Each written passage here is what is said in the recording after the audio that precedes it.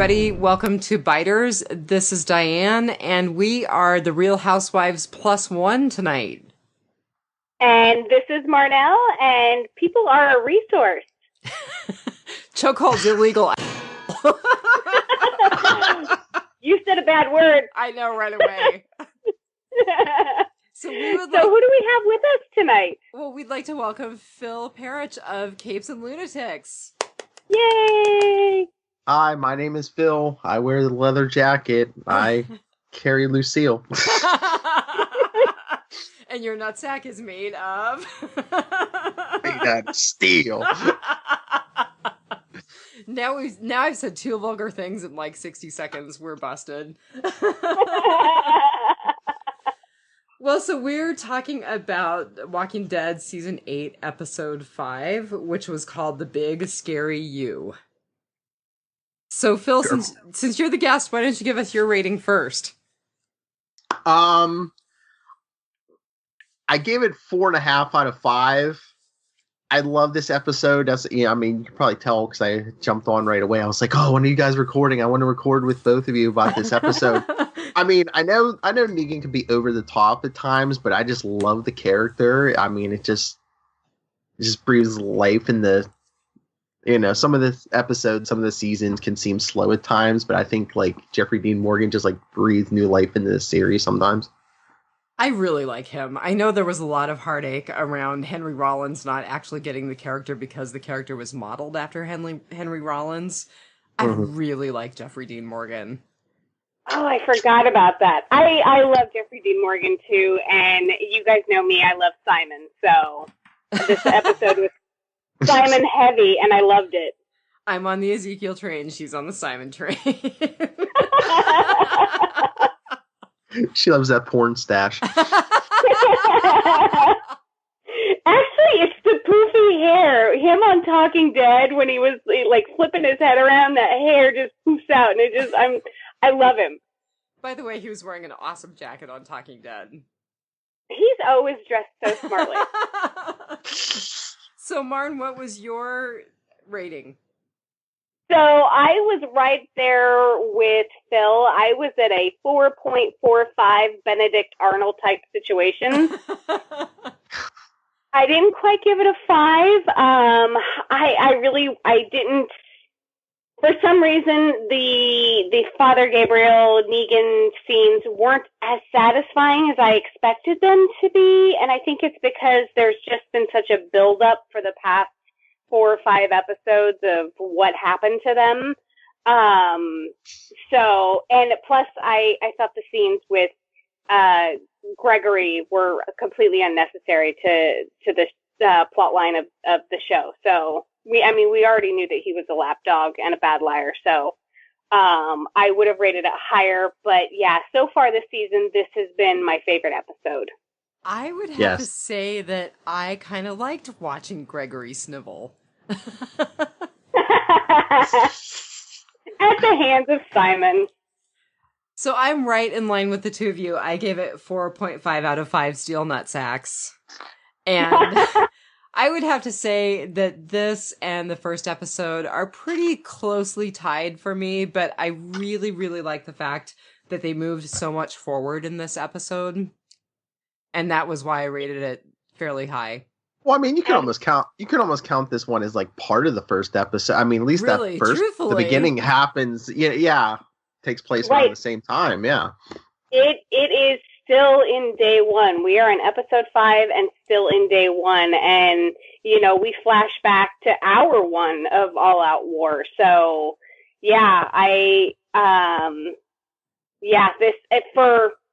for time moving so slowly, the storyline's moving very quickly. So, I was can take it either way. So I was thinking, did the two of you time how long the cold open lasted? 15 minutes. So 15 minutes if you're just looking at time, but if you're looking at commercial time like I am, 27 minutes in, and then the cold open is over. This is like the longest cold open ever. I know. Yeah. I didn't think they were going to run the credits at some point. I just thought it was just going to keep going. I know. I was like, I wanted to get a drink. I was like, wait a minute, come on, come on. So we actually watched it live, which I don't often do anymore because usually I'm watching it later on in the evening after it's recorded. But hubby had not seen the previous episode, so we watched the lead up and then watched this one together. And he was terribly disappointed in Shiva's death. Oh yeah, I forgot that he didn't watch with us when I was there with you. No, he was on nights. So yep. Well, so let's talk about the title. I'm going to skip the numbers for a second. So I thought, obviously the big scary you kind of referred to Negan, but what did you guys get from it? Gregory actually said what it was. Yeah. Isn't it the big scary you? The U is for the unknown. Unknown. Right. Yeah. You guys caught it and I didn't. I actually had to do some reading later and I was like, oh, I missed that. Yeah, I caught it on the second watch. But I mean, if you don't see it spelled out, I mean, I could also see that like referring to Negan too, like the big scary you. The whole confession with Father Gabriel. It just seemed to me like he was not in so many words, but he was kind of confessing that, just like Ezekiel, he has to put on this character and things fall apart if he's not the big scary you. I like that. I didn't even think about that. They didn't, of course, spell out Y-O-U. It was the letter U for unknown. Yeah. So that was kind of perplexing until Gregory touched on it. But I was like, that is really what most people ultimately are scared of, is the unknown. I mean, you look at, like, if you have a fear of snakes or if you have a fear of spiders, it ultimately goes back to you don't know what is dangerous,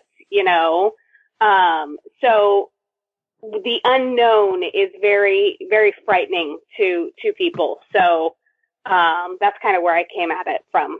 I would have to say that's accurate. Having worked in emergency medicine, people usually come in because they're scared or because they're in pain.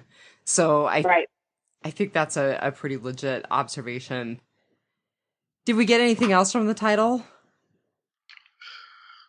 I don't think so.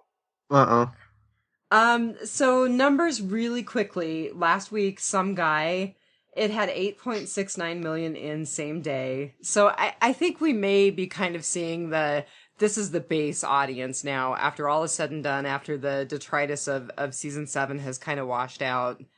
I think we're looking at 8-9 million same day. That was up, wasn't it? Yeah, that it was up a tiny bit. That was the biggest since the season opener, or was that the biggest the entire season so far? I think it may actually be the biggest since the entire season, but I would have to go back and look. And then they actually had a 42% gain in Live Plus 3. It went up to 12.3 million, a little over 12.3 million. And Phil, are you an athletic supporter? Do you know the sports ball? No, most weeks we usually watch the show live. Sometimes we'll let it build up for 10 or 15 minutes so you can like fast forward through those first few commercial breaks. But yeah, for the most part, we're live. You didn't know if there was any sort of like football game, basketball game, whatever. No, I'm a bad man. I don't. I think my wife, I think my wife's into football than I am. Go sports ball. That would be the same in our house, Phil. I usually at least know where the team is from. But that's about as good as it gets. Pittsburgh is a big football town. Like my wife, my mother-in-law, they're like big into the Steelers, so. Ah. Right on. Yeah, I don't follow basketball. That's so bad. So I know we kind of want to get to the meat of things because we've only got Phil for a limited time, so I'm just going to gloss through real quick. Writer and director, we've seen these names before. So the writers were Angela Kang and David Leslie Johnson. I've never seen them differentiate like this for the teleplay. And then actually the story was those two writers plus Scott Gimple. So he didn't take any credit for anything on the teleplay, but the overall storyline he did. And then Michael Satrazemis, who's been with us for a long time, was our director. Oh. Featured cast, I thought it was Father Gabriel's night. Oh, yeah. Yeah, definitely. So just to kind of refresh people's memories about Seth Gilliam, we know him best from The Wire and from Oz. I don't know from there. Well, we as in the royal we. Have you watched either of those series, Phil?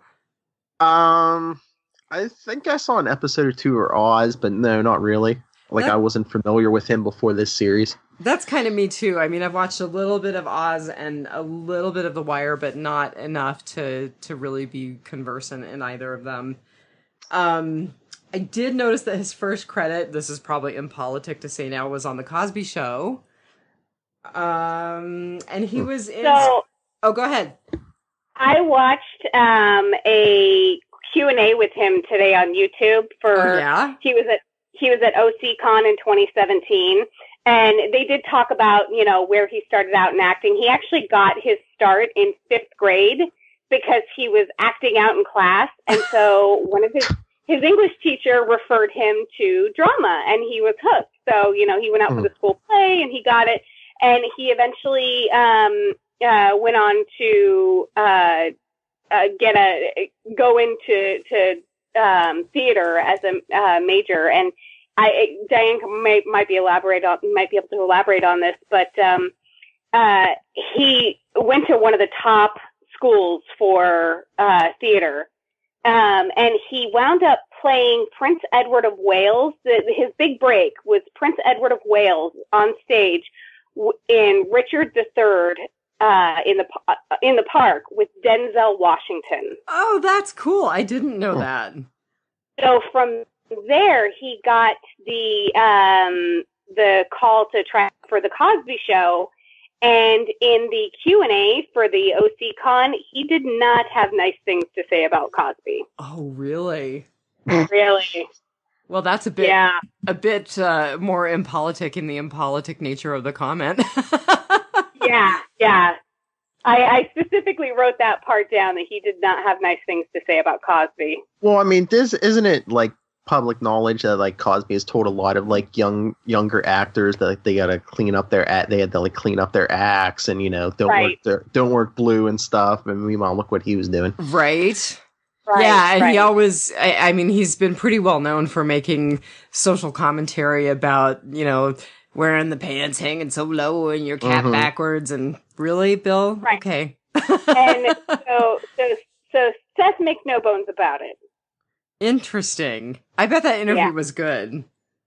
It really, really was. I encourage everyone, if you're interested in Seth Gilliam's work to, you can find a lot on YouTube, but his most recent, singular Q&A was the OCCon from 2017. Would you mind putting that link up on the Biters page? Sure. Okay, that'd be awesome.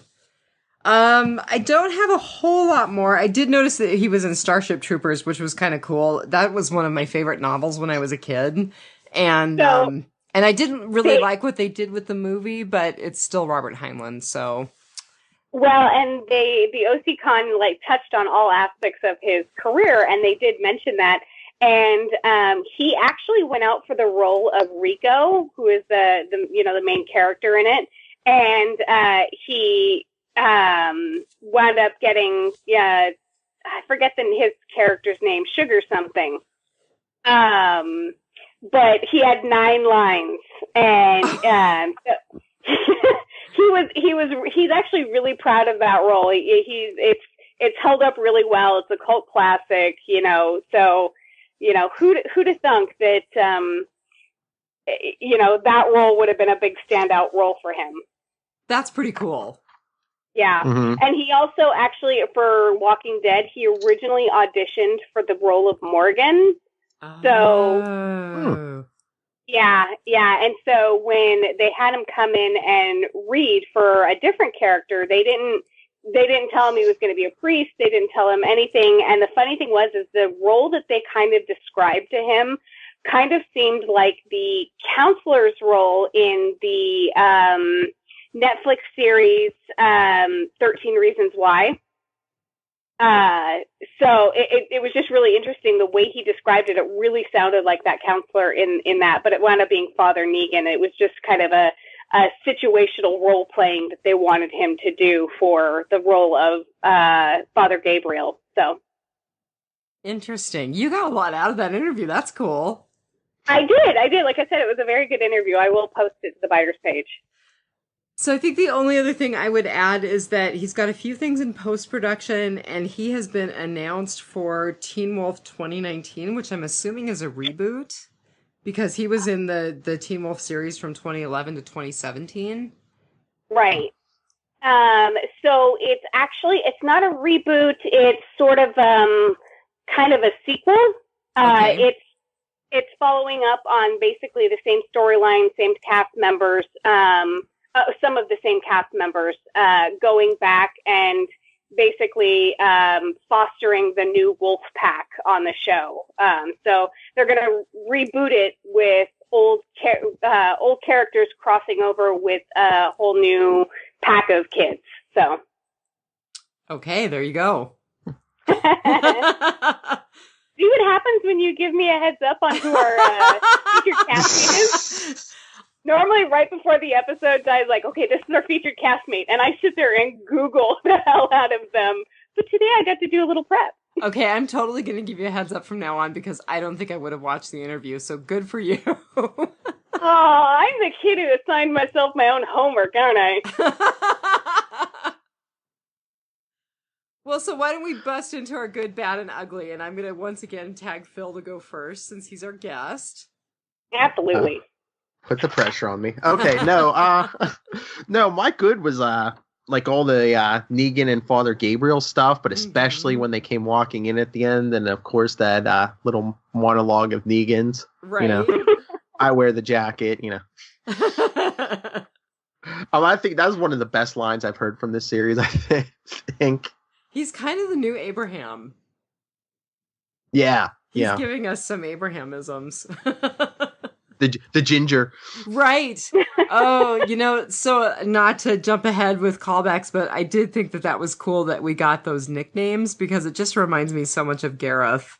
And when he was talking about the widow's husband and the ginger, I was like, call back to Gareth. Mm-hmm.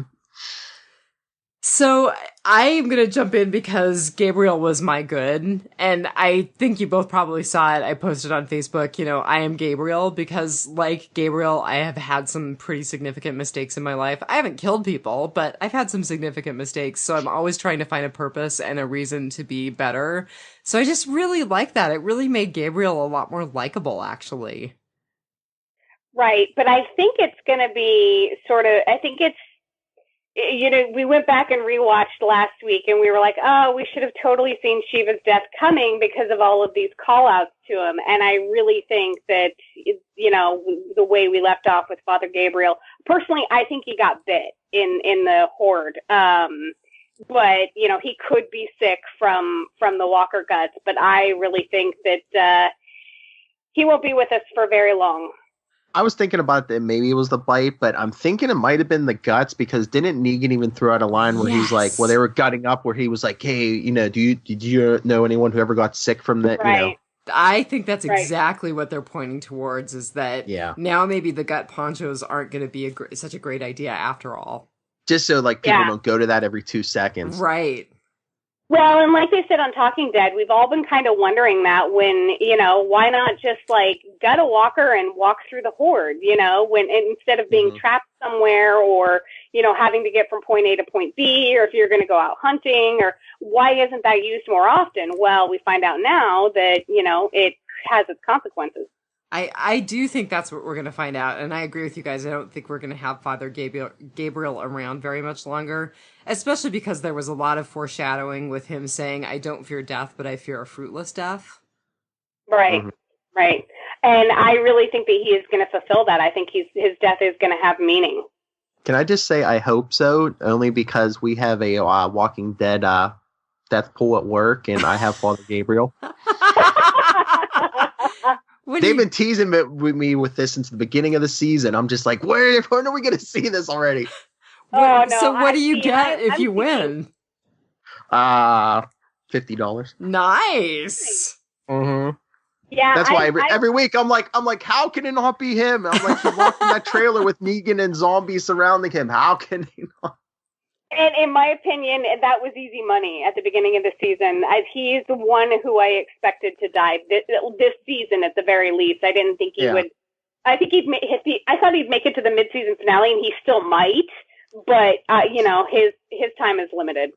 I got to be honest, you guys. I'm getting really scared about that episode called "The Widow, the King, and Rick," because I'm really scared we're going to lose one of our significant characters in that episode. That one's next. Ugh. Yeah, but I mean, do you really think? I mean, they've been building Maggie up. Do you think they would really kill Maggie off all of a sudden after they've been doing all this work to build her up? And I mean, I know they said, "Oh, Rick's eventually gonna meet his end," but I think they just say that just so people aren't like, "Oh, well, they'll never kill off Rick." Right, Rick's invincible. Yeah, I think they just say that just so people aren't. So who does that leave? That leaves Diane's boyfriend, right? My boyfriend forever, man. BFF means boyfriend forever in my world. you mean Carol's boyfriend? Right? I wouldn't want to fight Carol. She'd kick my butt. Shoot you through the ceiling. Right? Short-haired psycho lady versus short-haired psycho lady. I do. I own that, and I do have to say I have the katana, but, Carol has a gun. She has an AR. The only firepower I have a Sig Sauer, so I still think she'd outgun me.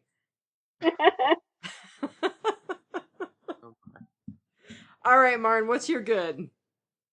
So my good was a little more complicated. My good is I had this big feeling of symmetry in this episode when we saw Negan and Simon, and then when we saw Rick and Daryl.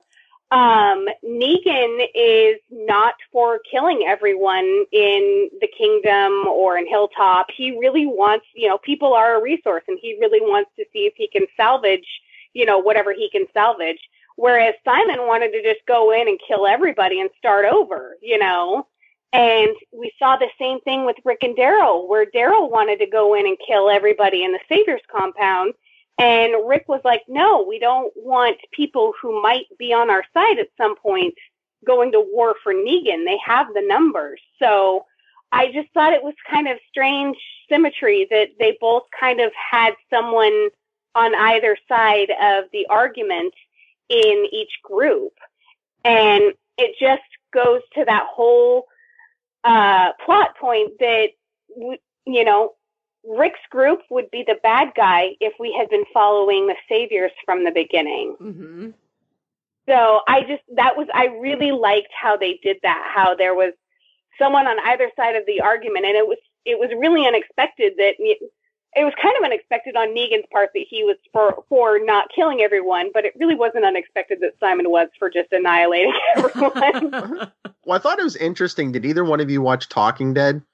Yeah. I watched the first few minutes and then ended up getting sucked into other things. So you two have me at a disadvantage. Go for it. Well, Marnell, do you remember? I forget which guest said it, but one of them was like, they were kind of thinking, when Negan said, "Oh, are we backsliding? Are we backsliding, Simon?" Oh, I did catch that. And one of the guests was saying, how he was saying how things were horrible. Negan said how things were horrible before he showed up to take charge. So one of the guests was saying, well, what if Simon was the guy in charge before Negan showed up? You know what? I think that's good insight, and I think that's legit. Right, and I think it was the woman who plays Cuddy on House, Mm-hmm. And you had Stephen Ogg sitting right there, and of course he can't say anything, that would possibly give away anything. So he was trying to say, "Oh, no, do you really think that? Are you sure?" And so she had a very good point, and I had caught it on my first watch, but I didn't write it down, and then I didn't put it in my notes. But you're right. He kept saying, "Are we backsliding, Simon?" Yeah. I think you're both right on. I think that was good insight on Lisa Edelstein's part, and I think that it is going to be revealed that Simon was that person who was in charge, and now he's been relegated to second hand. So I'm thinking this was like a big important episode. I mean, between the guts and the backsliding thing, I think they threw out like a lot of little clues that are going to come back later on. Well, the other thing. Oh, go ahead. When Negan and Father Gabriel were trapped in the little trailer thing, and they were talking, and Negan said, "You want to know why people aren't going to start dying in there, or why people are going to start dying in there? Because I'm not there to stop it." Mm-hmm. And he talked about how they were just basically wild animals before he came, and the people that were in charge, it was basically Thunderdome, and so, and of course we kind of have had some inkling that Simon's been there longer than Negan. So I really think between that and the backsliding comment, and there was one more point where I was just like, yeah, I really think if Simon wasn't in charge, he was one of the guys in charge. Mm-hmm. Well, and as you look at what was happening when Negan and Gabriel came in, someone actually did die. Because they shot the workers who were revolting, and Stephen Ogg, he was totally ready to take over. I mean, he was really ready to be the dude in charge. So I think that really goes to that as well. Well, that's why I think Negan's putting, he kind of just about a minute he puts on this character. I see him as like the opposite of Ezekiel. He puts on this character because it was chaos before. And I guess, with like maybe the exception of Rick, you have to put on like this character to like lead a large group of people. Well, and I just think seeing them as opposites, seeing them as kind of foils for each other is really good insight. Ezekiel had Shiva and Negan has Lucille. They both have their symbol, that kind of elevated them to that leadership status. They had something else that other people didn't have going for them, as well as their big personas. Which, by the way, I have to ask the both of you, have either one of you read Here's Negan? No, I want to. So I actually sent a sample to my Kindle today while I was thinking about it, because I probably will. But for people who don't know, that's Negan's backstory as written by Robert Kirkman. I have read a lot of the stuff online, basically the Cliff's Notes version of it. And there was actually, it's funny, this episode has been very polarizing for a lot of critics. Forbes, the writer for Forbes who reviewed it, absolutely hated this episode. For them, this is just a filler episode, and it was entirely unnecessary, and it was a scathing review of this episode. But they did mention something that I think was pulled from the comic, Here's Negan or Meet Negan, that I didn't see or hear in the episode. So, just be careful of spoilers for the comic book if you don't want it spoiled for you. Right. I mean, it's definitely Negan's backstory, and it's going to tell us a lot about Negan that we may or may not get revealed to us in the series. But just so people know it's out there, I'm going to read it. I think it sounds really good. I just think this episode did exactly what I thought it was going to do. I think they set out to paint Negan as not like a black and white villain, to show that there are those shades of gray, and I think they did that. Right. And I actually wrote down when you want to know why people are going to start dying, because I'm not there to stop it. I just go back to sort of real world events, and when you unseat or when you kill a dictator in places that are under a dictatorship, like Saddam Hussein or Muammar Gaddafi, chaos just breaks out. You have warring factions inside of what was once a unified dictatorship. Granted, it's a dictatorship and that's awful, but after that, you have a bunch of smaller warlords come up, and people fight each other for resources and space and things like that.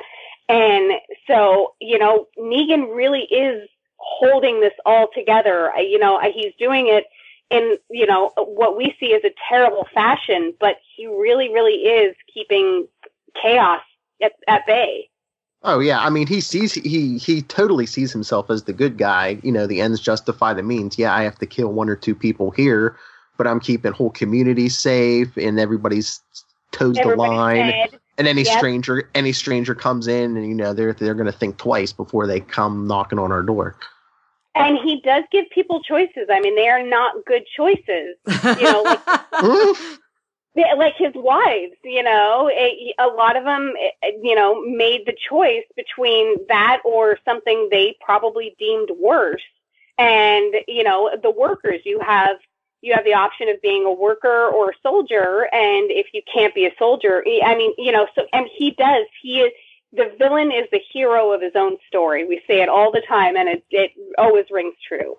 Well, it does sound like he's kept his deal with the workers generally pretty well. You know, you work for us, we feed you, we keep you healthy. So we may not like what the sanctuary is, but for some people it's functional.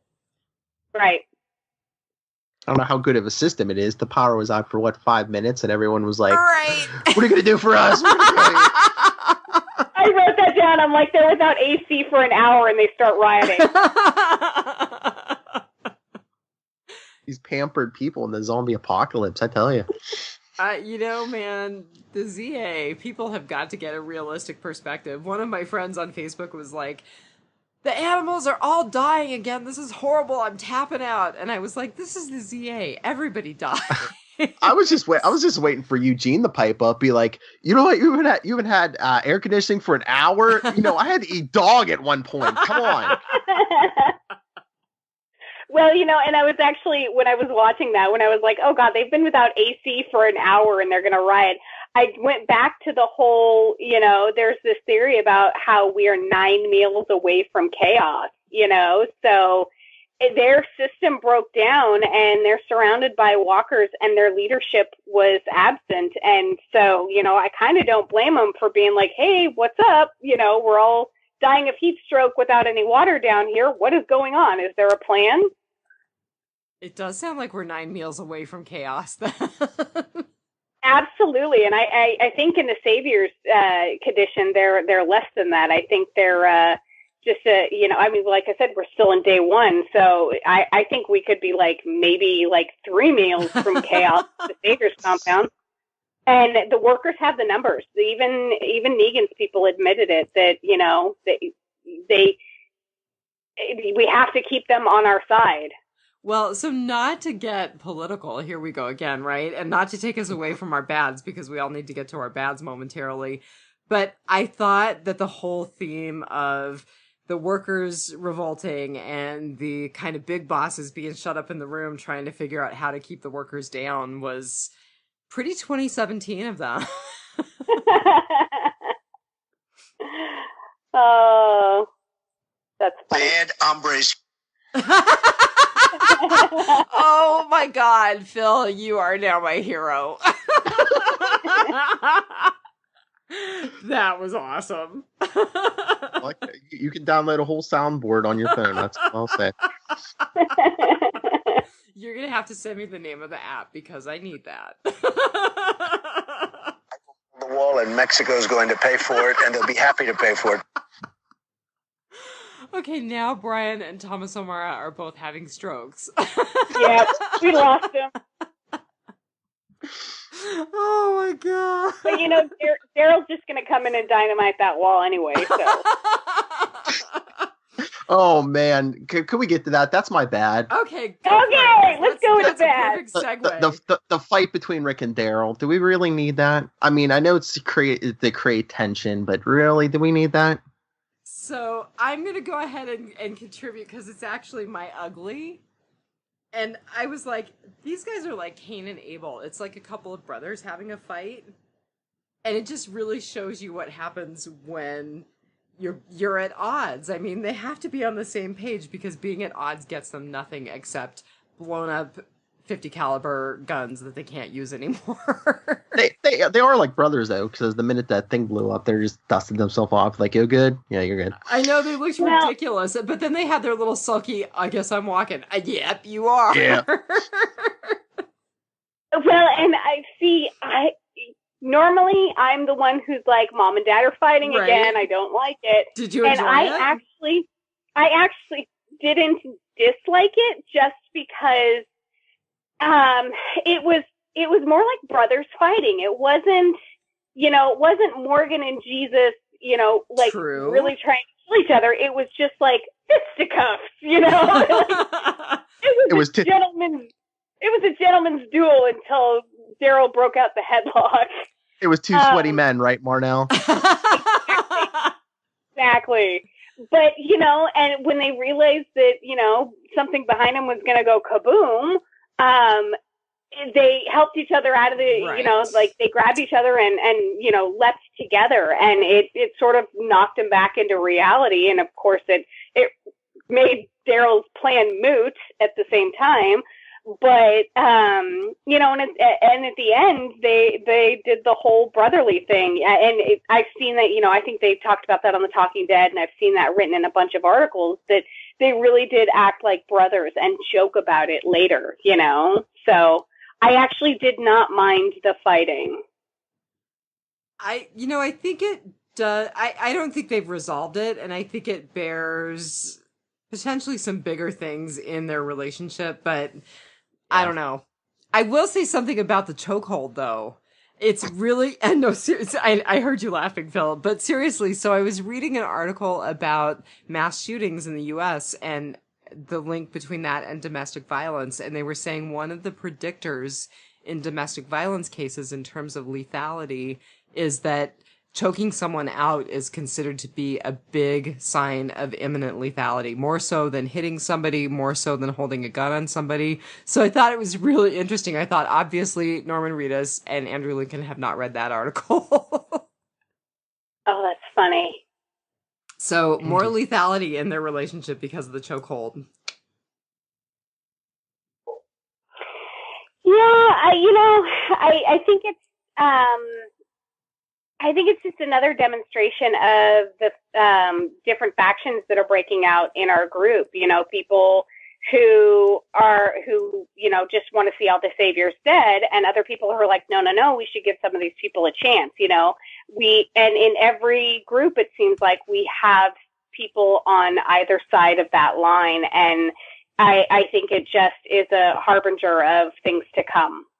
So well, yeah, I mean, are people going to be like split between these communities now? I mean, there's going to be peace, but it's going to be like, okay, Rick and Daryl, or you stay on your side of the line, I'm going to stay on mine. Jesus and Morgan, you stay, Well, so and now what are the long? Oh, go ahead. What are the long-term repercussions of all-out war? I mean, you are going to have some people that feel differently about how things went down, and no matter what happens, you are going to have people who have differing opinions on every aspect. So we've really got Daryl and Tara in the Kill 'Em All camp, and we really got Rick and Jesus in the no, people are a resource camp. So and Morgan's out there somewhere wanting to kill everyone. Right. And Carol is kind of losing that edge, I think, a little bit. Although maybe not. She was pretty happy to gun down those people from the ceiling, though. Yeah. Yeah, don't get her. I hope she doesn't get wishy-washy again. Yeah, I hope not either. I would like to see her just be strong and do whatever she needs to do. JSS. Such a nasty woman. Trust fund.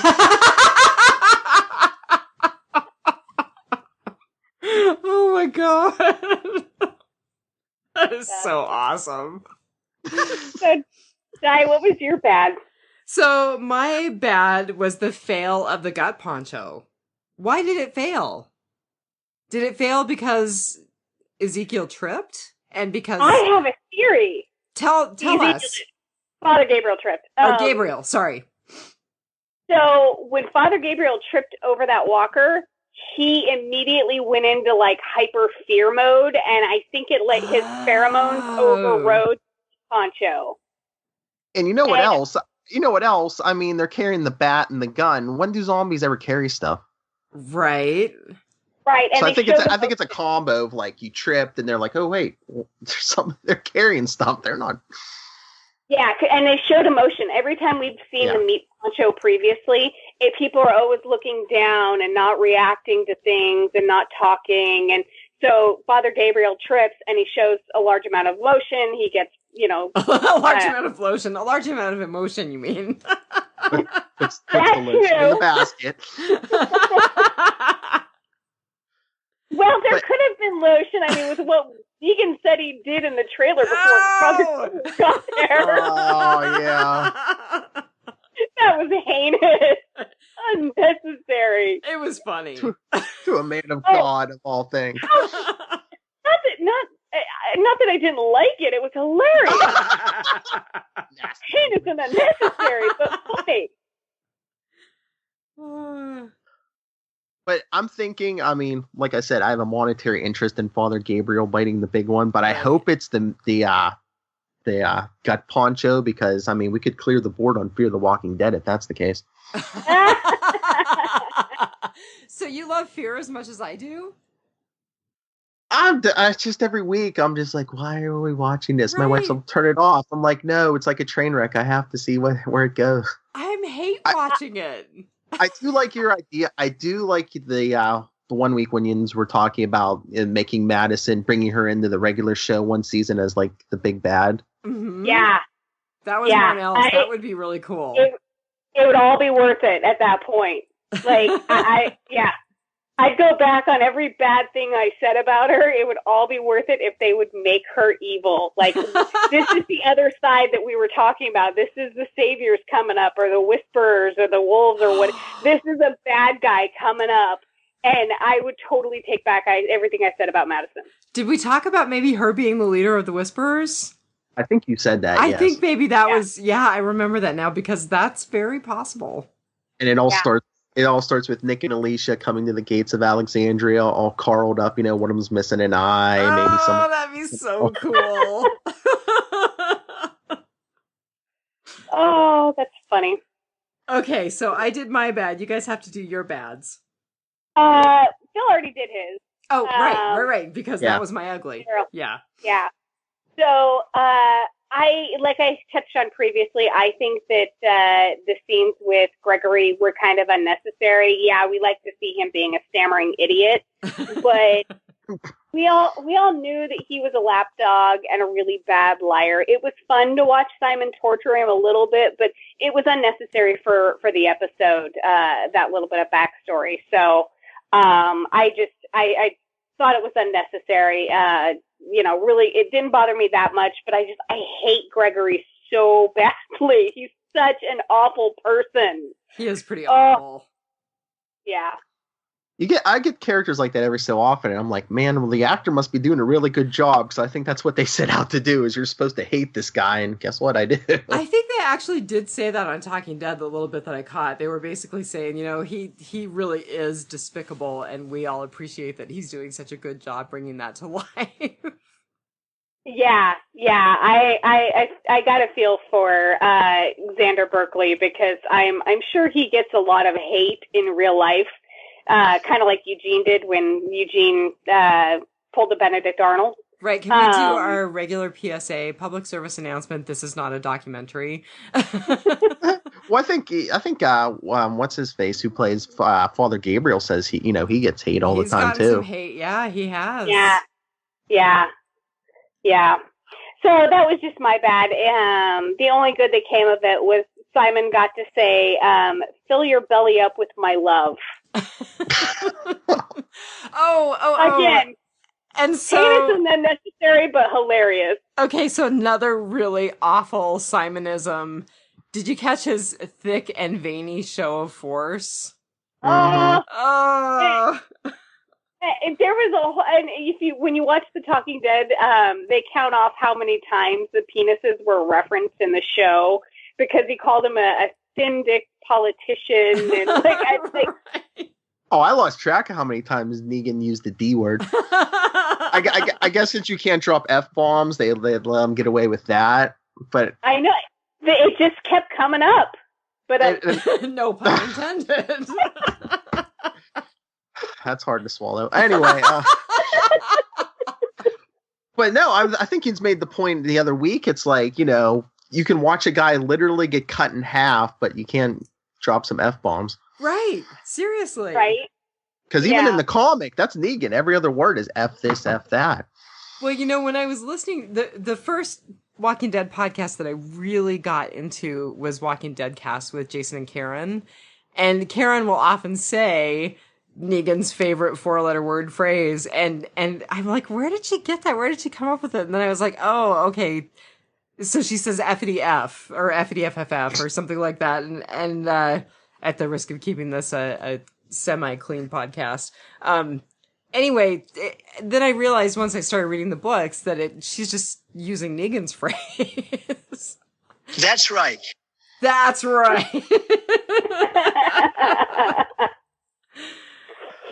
That's funny.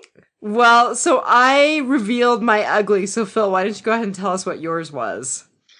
My ugly, it's good and bad, but like, I don't know, the all the blood and guts never bothers me, but for some reason when they start rubbing the guts on him and it's looking all chunky, I'm just like, I mean, I could watch the guy literally get cut in half. I'm like, no problem. You see brains all over him. I'm like, whatever. But just that bugs me for some reason.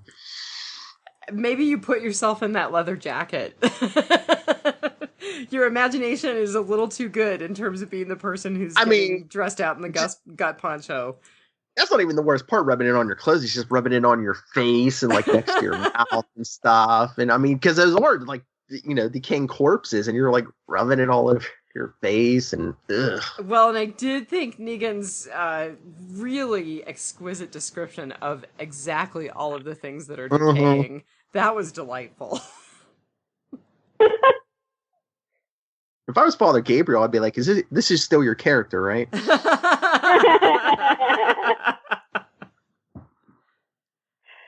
Well, Marn, what was yours? I really loved the scene in the courtyard when they were walking through the walkers. For a zombie show, we don't see a lot of zombies sometimes, and we haven't really had some good close-up scenes, and I just the makeup jobs on some of the zombies, and just I really, for some reason, I really, really loved that scene with all of the walkers and the close-ups and the close kills. And they talked about it on The Talking Dead, how they filmed it, and it was supposed to feel closed in and from their perspective. And it was just a really well done scene. So it stood out for me. Excellent. So, Phil, do you think you can stick around for a little of the rotting potpourri? Sure. All right. Don't get your shoes dirty, man. So lead us off. Was there anything in particular that stuck out for you that we did not include in our good, bad, and ugly? No, like I said, most of the episode, I love most of this episode. I love Jeffrey Dean Morgan and his over the top. But yeah, no, I think all the little stuff I saw, I brought up but did you see the preview for next week? I did. And I did, but I'm drawing, we're going back to the trash heap. Yeah. Mm-hmm. But it might be better because Rick's like actually threatening Jadis, you guys can help us or you can die. And I'm not entirely convinced that the trash heap people, at the risk of a comic book spoiler, fast forward 3, 2, 1, I'm not entirely convinced that the trash heap people are not a group from the comic book in a slightly different form. I have not given up on that yet. So I think you can redeem Jadis if you just paint her in the same light as like Negan or Ezekiel, and she's just like pulls Rick aside and be like, "No, seriously, I'm not like this, but if I don't act like this, these people will kill me and eat me." I think it's for real. I think at this point, the only person who's not putting on a costume and a character, you're right, is Rick. Yeah. I was going to say everything. Friendly? Yeah, everything's everything's on Main Street. So I don't know if you guys saw it. I think you probably both did. I totally started cracking up when Negan was talking about people being a resource. I'm like, oh my God, he's the world's worst HR manager ever. And so then the reveal that he actually worked with kids was pretty weird. You don't know, you haven't read any of the spoilers for his origin? No, I have not. I have not read Here's Negan. I haven't read any of the spoilers. I'll probably download the rest of Here's Negan tonight and read it. Yeah. It's an interesting backstory from the bits that I've read. So, yeah. And so my understanding, and this is not a huge spoiler, but my understanding is that his wife, his true first wife, was actually named Lucille, and the baseball bat is named for her. And that was the spoiler that was in the Forbes article that I read. Ah, okay. That's not a giant spoiler. I mean, he talked about his wife in this episode, so I don't feel like we're giving anything big away. Yeah, but I didn't realize that he had named the bat for his wife. And that he kind of, like, had a, he has a lot of guilt there, when it was interesting to me when Father Gabriel was like, I'll take your confession. And then they actually wound up confessing stuff to each other. Some pretty deep, dark stuff for the both of them. I was like, wonder why they're doing that. I wonder if both of them really think that they're going to die, or if on both of their parts it was a ploy to gain each other's trust, or if they really did just kind of have a connection and felt that, confession is good for the soul. And so they Well, so question for you both, since I've still got you both on the line. Two things about Gabriel. Why was he motivated to confess to Negan? And I think you're right. I mean, I think he was just trying to gain Negan's confidence, but he revealed so much. And then the other question was, did you guys notice him kneeling to Negan when that person said, "Thank God for you, Negan, thank God"? Yes. So I actually wrote down what is going through Father Gabriel's mind when one of the workers yells out, "Thank God for Negan," because that look on his face was just like, I kind of get it now, these people really do look to him.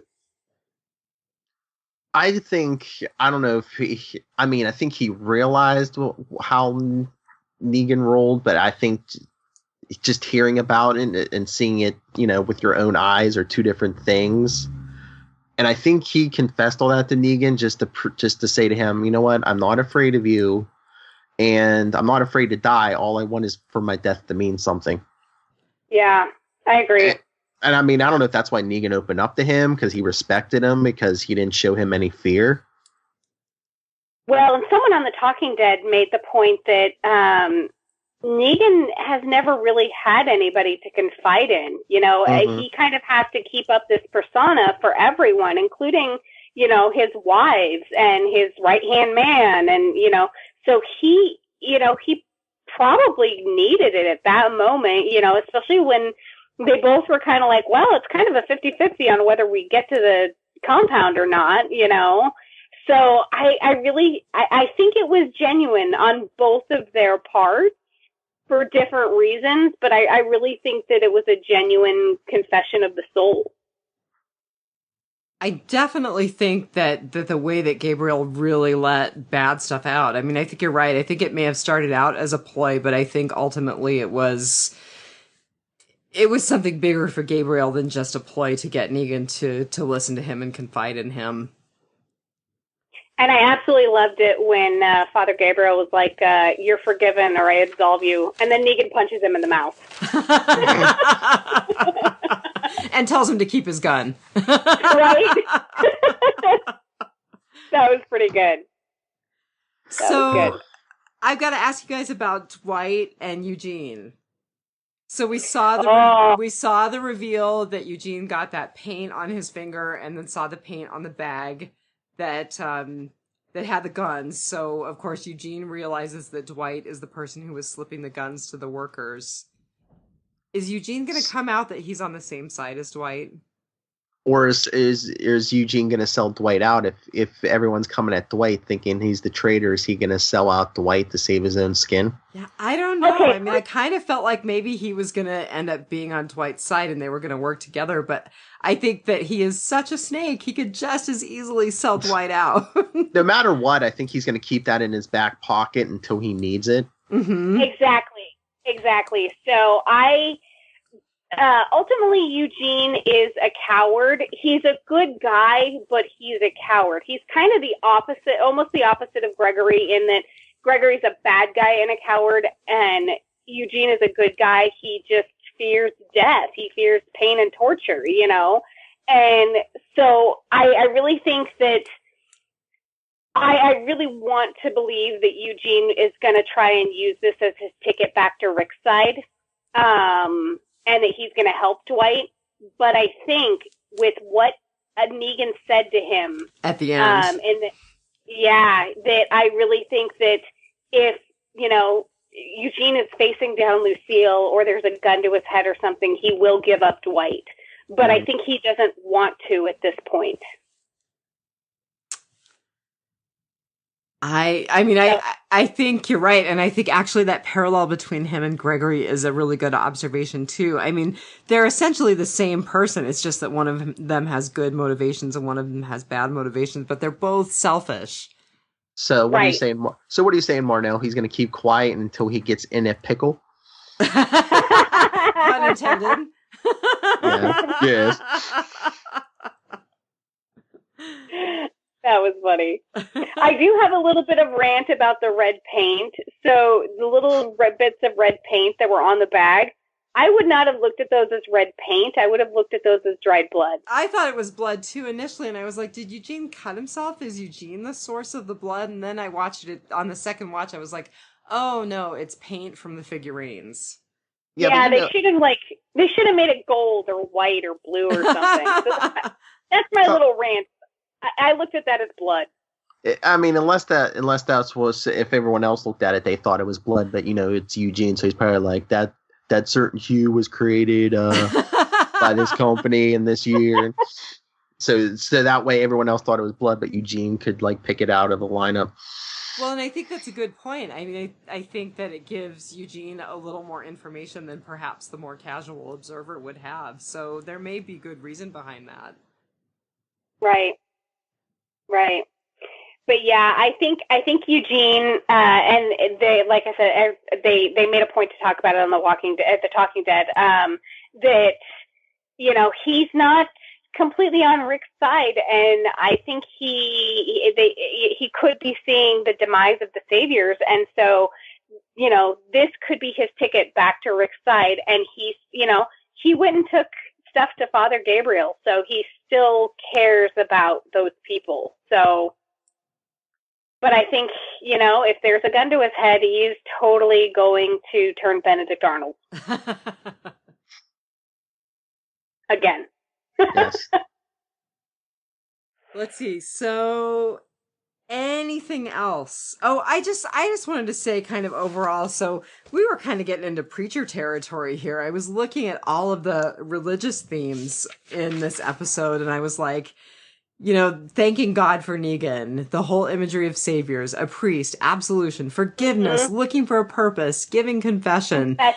It was it was intensely religious imagery, which I just think that the Walking Dead is often replete with religious imagery, and I kind of like it. Probably the reason I like Preacher, too. Well, and one of the reasons people do turn to religion is the fear of the unknown, the big scary you. Right? That's very true. Oh. Excellent. Yeah. So I just want to end by saying I want some of the wilting lion orchid deep tissue stuff too. That sounded fabulous. That's awesome. Might do all at once. That's right. A shower, a sandwich, and that Thai massage.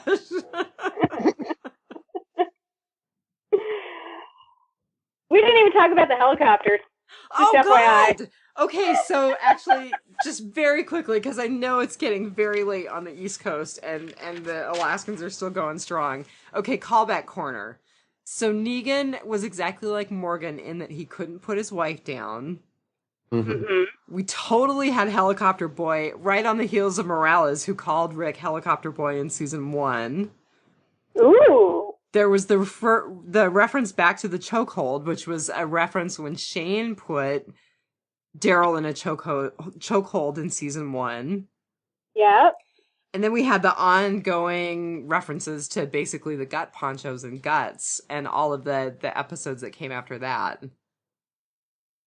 Well, and we see Father Gabriel from season 5 in the very, very beginning. Well, and we see, really honestly, Daryl from season 1. Because he's kind of feral Daryl again. Yeah. Yep. And him and Rick are not getting along. So they initially didn't get along. Yeah, I mean, it's total. Go ahead. No, I was just saying, they've been doing a lot of callbacks to like the first other seasons this season. Yeah. Someone on Talking Dead made the comment that or maybe it was, I actually did listen to Walker Stalker podcast this morning, and maybe it was them. They were making the comment about how it's been really a nice shout out to the fans that they've been doing some callbacks like that. And by the way, Walker Stalker mentioned they actually had Seth Gilliam on as their guest, and Seth Gilliam mentioned being at Bar 9. So shout out to Thomas O'Mara, because he was talking about the season finale party that they did with Bar 9 last year. Got to get out there. Thomas O'Mara did give this a 4.9 out of 5 wet painted chest figures. Sorry, guys. He said phone is yelling at all of us. All right, go ahead. He said he took 0.1 off for the fight between Rick and Daryl. So apparently I was the only one not bothered by that. But no, so the kind of the scuttlebutt online has been when Rick met the Heapsters. There was a scene where everyone picked out like what they thought was like a plane or something in the background. Personally, I thought it was one of the birds flying around the trash. That scene was CGI'd, and I really don't think they would have overlooked a plane or helicopter in the background. And there were birds flying around, but a lot of people have said that maybe the Heapsters have a helicopter. They're really close. I was kind of wondering that too. Yeah, a lot of people went to that callback for thinking that there is a helicopter flying around out there somewhere, and now we're going to kind of get the continuation of that storyline, or that we're going to get a resolve to that little what people initially thought was a CGI error. You know, maybe it wasn't. Maybe, you know, there really, and of course now we know there really is a helicopter flying around, unless Rick's got heat stroke and going crazy again. But and then there's a whole bunch. They talked about all of the scenes online where helicopters have been a bad omen. The helicopter that the governor shot down or had, I don't remember that. For some reason, I have blocked that out of my memory. Andrea and Michonne happened upon that, if I remember correctly. Yeah, I can't picture it in my head. But there was also another helicopter that fell through a rotted roof on right. Yeah. In 30 days without an accident.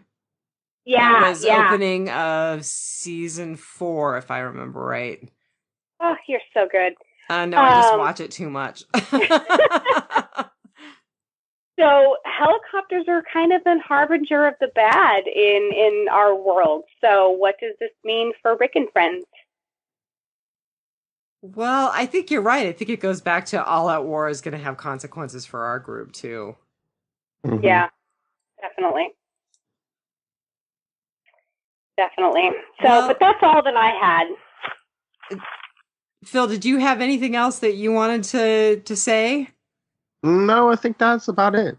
So I think just real quick, I'll give a shout out to some folks who have responded to our Facebook page, and then Phil, we'll let you get some sleep because you have some early up.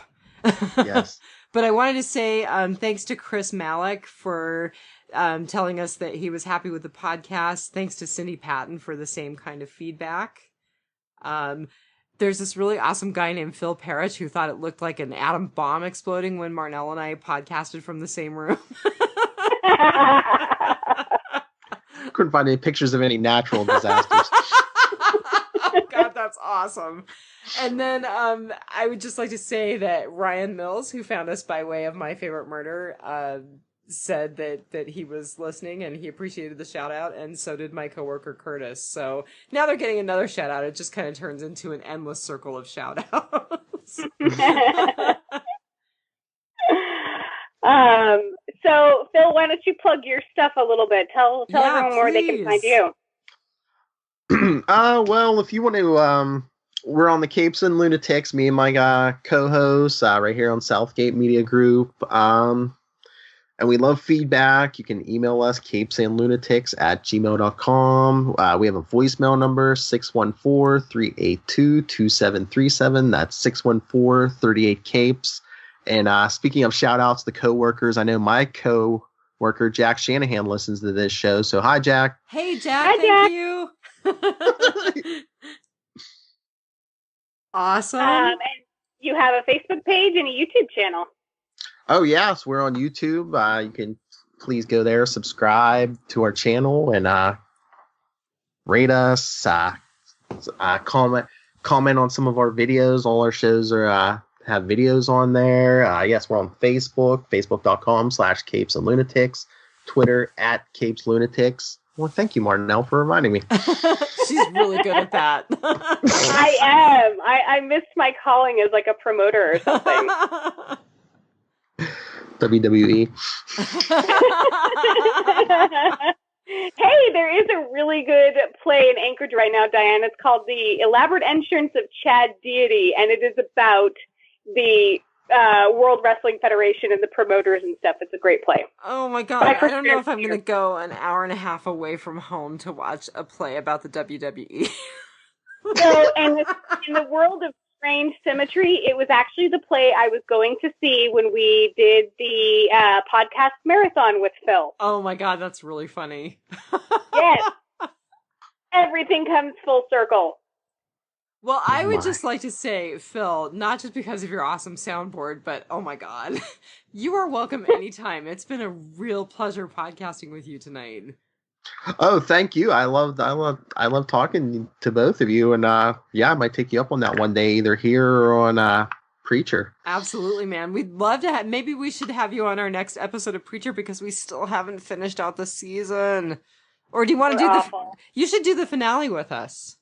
Oh, maybe, yeah. So we'll finally get our poop in a group, and we will do the one right before the finale. Then we'll get a hold of you. Go ahead and rewatch the finale, and the three of us will do that together. That sounds good. And we'll actually even pick a better time for you. We could do it on a Sunday earlier in the day. Yeah, we'll figure out a time. But yeah, I would love to do that. Right on. Sounds like a plan, man. All right, you guys. So now we're going to try to get 3 people to say Brian's catchphrase. So just remember, take it. Take it. One. Dead. Day. We're doing terribly. Out of time. Out of time. All right. All right, everyone. Happy Thanksgiving. Oh, that's right. Happy Thanksgiving and have a great week. Yes. All right. Take care. Bye-bye. Black Friday.